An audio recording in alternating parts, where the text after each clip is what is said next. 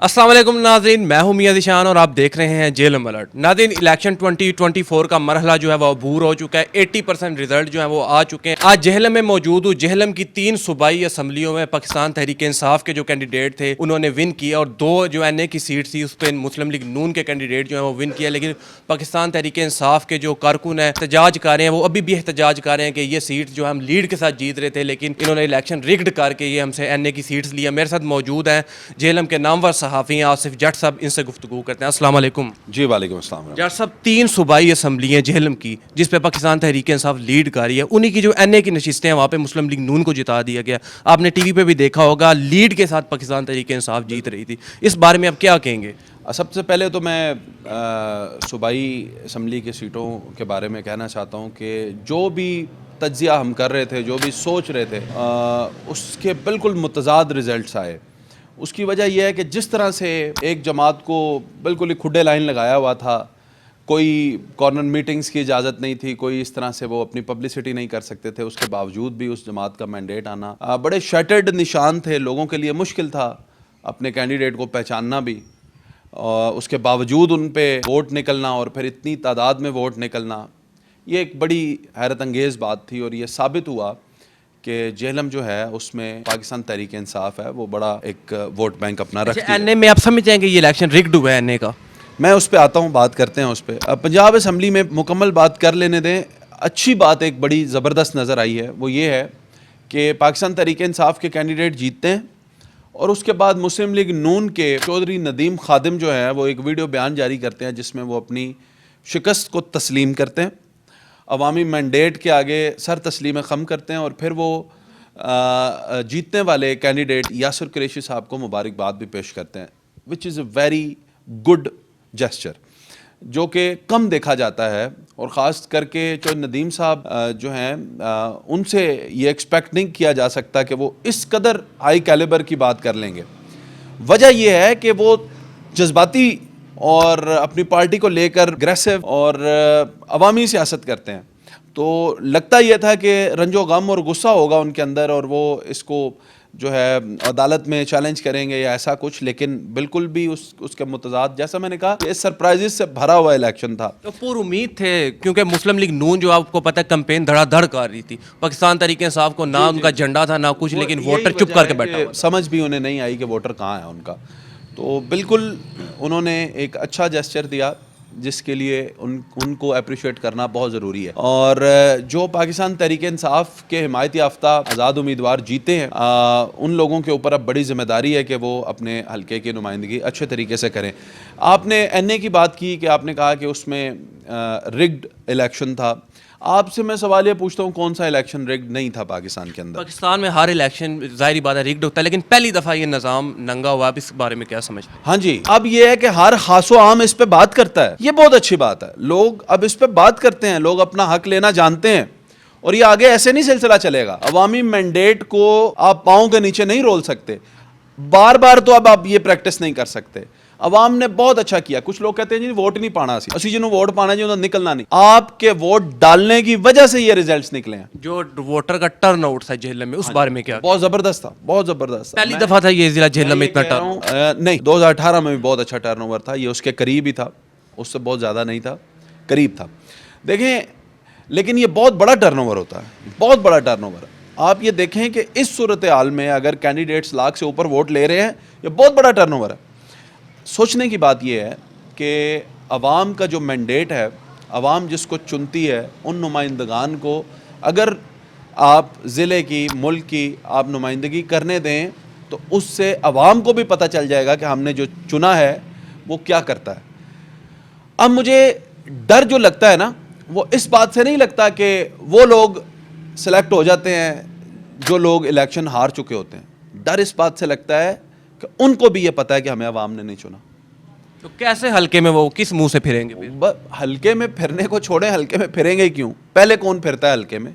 आपके हल्के में तो लोग आते ही 5 साल बाद हैं। बिलाल अजहर कियानी साहब आप उंगलियों पे गिन सकते हैं जो पोलिंग वो जीते हैं। उसके बाद ये TV पे भी जब भी न्यूज़ आई है 10,000, 20,000, 30,000 की लीड थी बिलाल साहब को। सुबह जब 3-4 बजे के बाद RTS डाउन हुआ तो जीत गए हैं वो। अब बात यह है कि अगर ایسے کر کے تیسے کر کے جیسے کر کے بھی وہ جیت گئے ہیں. تو دیکھنا یہ ہے کہ جس عوام نے بقول آپ کے کہ وہ 2-4 پولنگیں جیتے ہیں, جس عوام نے مسترد کیا ہے ان کو, جس عوام نے نہیں تسلیم کیا ان کو, اس عوام کے لیے وہ کرتے کیا ہے. اب یہ 5 سال ہے, سفر بڑا لمبا ہے, جیلم کے اوپر ذمہ داریاں بہت ہیں ان کے اوپر, جیلم کی بہت سارے کام ہیں جو ہونے ہیں. تو یہ میں سمجھتا ہوں کہ اب اگر وہ جیلم کو سرو کریں گے, اگر وہ جیلم کے لیے کام کریں گے تو آئندہ جیلم ان کو ووٹ ضرور دے گا, ورنہ آئندہ تو جو اس دفعہ ہوا ہے وہ بھی نہیں ہوگا. اچھا چودھری فرخ الطاف صاحب کے بارے میں بات کروں, متوقع جیتنے والی پارٹی کے ہمیشہ امیدوار ہوتے ہیں. اس دفعہ صرف 4000 کی لیڈ سے وہ جیتے ہیں, اور اس دفعہ جو امیدوار تھے وہ پہلی دفعہ کھڑے ہوئے ہیں. تو ان کی سیاست کے بارے میں آپ کیا کہیں گے؟ ان کی اولڈ اسکول سیاست نہیں ہے, نہ وہ کوئی بیان دیتے ہیں, نہ وہ کبھی بولتے ہیں, نکلتے ہی نہیں ہیں, نہ نظر آتے ہیں, پھر بھی وہ جیت جاتے ہیں. اس کی کیا وجہ ہے؟ دیکھیں یہ ان کی جو وکٹری ہے نا, بسائیڈ کہ آپ یہ ساری ڈسکشن کریں گے کہ ریگنگ ہو گئی ہے یا راتوں رات رزلٹ بدل گئے ہیں, یہ ساری چیزوں کو اگر آپ سائیڈ پہ رکھیں اور صرف یہ دیکھیں کہ ان کا تو وہ ہلکا ہی نہیں تھا. ان کو تو 11th آور میں یہ پتہ چلا کہ آپ نے 61 سے الیکشن لڑنا ہے, اور وہاں پہ جانا, تنظیم سازی کرنا, لوگوں کو ملنا, دھڑے, یہ ان کو جو بھی ووٹ پڑا ہے نا, جو بھی ان کو ووٹ پڑا ہے, میں سمجھتا ہوں کہ اس میں بہت بڑا کریڈٹ جو ہے نوابزادہ خاندان کا, اس میں طالب مہندی مطلوب مہندی کا کریڈٹ ہے. انہوں نے اپنے دھڑے, اپنے لوگ جو ہیں ان کو دیے ہیں کہ آپ ان کو ووٹ کریں, اور طالب مہندی اگر الیکشن سے وڈرا نہ کرتے اور ابابیل کے نشان پہ الیکشن لڑتے تو نتائج بڑے مختلف آنے تھے. اچھا میرا سیکنڈ لاسٹ کوسچن آپ سے یہ ہے کہ عدیل صاحب نے ریٹ کی ہے عدالت میں, اور یہ اس کا NS 60 کا جو فیصلہ ہے وہ رک گیا, تو کیا سمجھیں کیا فیصلہ آ سکتا ہے, ان کے حق میں آ سکتا ہے یا نہیں بالکل آ سکتا ہے, عدالت ہے. اور ایک اور بات کہ آپ سمجھتے ہیں کہ لیڈ آئی تھی لیکن ان کو جان کے ہروایا گیا. دیکھیں ساری رات ٹیلی ویژن پہ جو میں دیکھتا رہا ہوں وہی آپ دیکھتے رہے, وہی ہلکے کے لوگ دیکھتے رہے ہیں. ہم تو یہی دیکھتے رہے ہیں کہ حسن عدیل جو ہیں وہ ایک برتری سے, ایک لیڈ سے جیت رہے تھے. یہ تو بات بالکل درست ہے. اب عدالت میں کیس ہے, عدالت جو ہے فارم 45 کو چیک کرے گی. فارم 45 کے اوپر جو شخص جیتا ہوا ہے وہ فارم 47 پہ ہار کیسے سکتا ہے؟ مسترد ہوئے ہوئے جو ووٹ ہوتے ہیں وہ ٹوٹل کاؤنٹ کیے جاتے ہیں کہ اس کے اتنے ووٹ جو ہیں مسترد ہوئے, وہ سارا ملتا ہے. یہ عدالت ضرور اس چیز کو چیک کرے گی. انہوں نے اپنے فارم 45 اگر مکمل سبمٹ کروائے ہیں اور دیکھے ہیں تو عدالت اس کو ضرور ریویو کرے گی. اچھا میرا آخری سوال ہے, اس دفعہ جو مسلم لیگ نون کا اتحاد بنا تھا ضلع جہلم میں, کیا ہم سمجھتے ہیں کہ انہوں نے ایک دوسرے کے ساتھ وفاق کیا یا ایک دوسرے کی ٹانگیں کاٹیں؟ کیونکہ ندیم خادم صاحب جو ان کا جو مخالفت تھی سعید بوکن صاحب کے ساتھ, انہوں نے ان کو ووٹیں ڈلوائی ہونی ہے, یا فرق صاحب نے ندیم صاحب کو ووٹیں ڈلوائی ہونی ہے؟ دیکھیں جی بات یہ ہے کہ سیاسی اتحاد کی جب آپ بات کرتے ہیں نا تو مجھے ایک بھارتی فلم کا شعر یاد آ جاتا ہے, اگر آپ اجازت دیں تو سناؤں. جی ضرور. تو وہ شعر کچھ یوں تھا کہ کیوں بناتی ہو ریت کے محل, جنہیں ایک دن خود ہی گراؤ گی تم, آج کہتی ہو دل جلے سے پیار ہے, کل میرا نام تک بھول جاؤ گی تم. یہ کیا سوال ہے؟ یہ سیاسی اتحاد جو ہوتا ہے وہ میرے بھائی سیاست ہے, سیاست میں کرنا بھی پڑتا ہے. اور اگر کوئی کہہ رہا ہے کہ میں نے, دیکھیں کہنا ہی ہوتا ہے نا جی, میں اگر کہہ رہا ہوں کہ میں آپ کو ووٹ دوں گا تو بس بہت ہے. اچھا یہ نون کے 2 کینڈیڈیٹ پہنچ جاتے ہیں نیشنل اسمبلی میں, اور صوبائی کے پہنچ جاتے ہیں 3 پاکستان تحریک انصاف کے پنجاب اسمبلی میں, کیا اس ان کن کو زیادہ فائدہ ہے, کن کو نقصان ہے؟ جیلم کو کیا فائدہ یا نقصان؟ جیلم کو تو فائدہ وفاق سے ہی ہے, کیونکہ جیلم میں جو پروجیکٹ آنے والے ہیں نا, جو لگنے والے ہیں, جو مسائل ہیں, وہ وفاق سے حل ہو سکتے ہیں.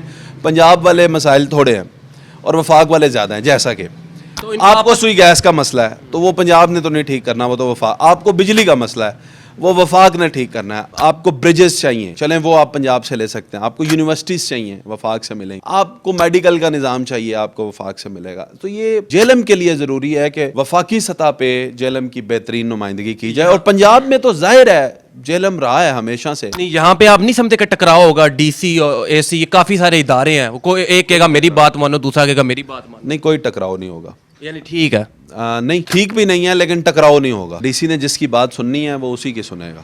جی تو ناظرین یہ جہلم کی سیاسی صورتحال کرنٹلی بھی آپ کے سامنے رکھ دیا. آپ کا اس بارے میں کیا تجزیہ نیچے کمنٹ میں لازمی بتائیے گا. ہمارے چینل کو لائک کیجیے گا. اللہ حافظ, اللہ نگہبان, پاکستان زندہ باد.